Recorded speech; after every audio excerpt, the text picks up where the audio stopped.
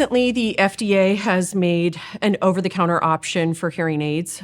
That will start in mid-October of this year.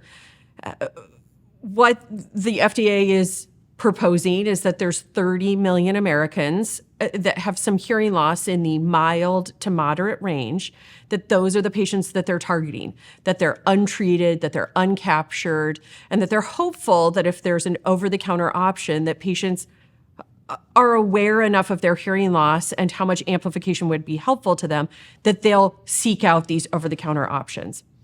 They say that of the 30 million Americans who have this untreated hearing loss, that only 1/5 of them, even now, pursue any treatment or evaluation.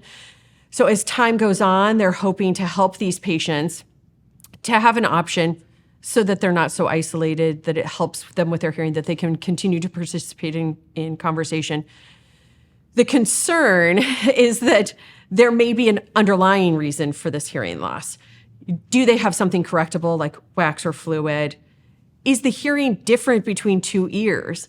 People will say, I have a good ear or I have a bad ear, and no one should have that.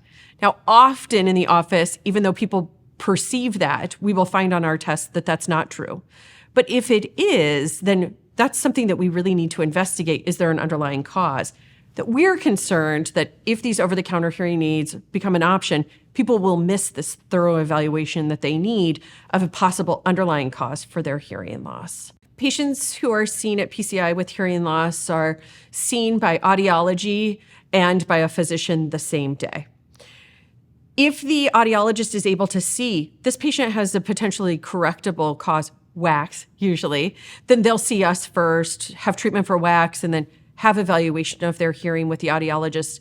In our same department, they have a pressure test that looks for fluid or a correctable cause from the eardrum into the hearing nerve, and then a thorough exam of the hearing nerve of both ears, where they'll listen to beeps and tell us when they can hear that beep occur, and then they'll listen to words that they need to repeat.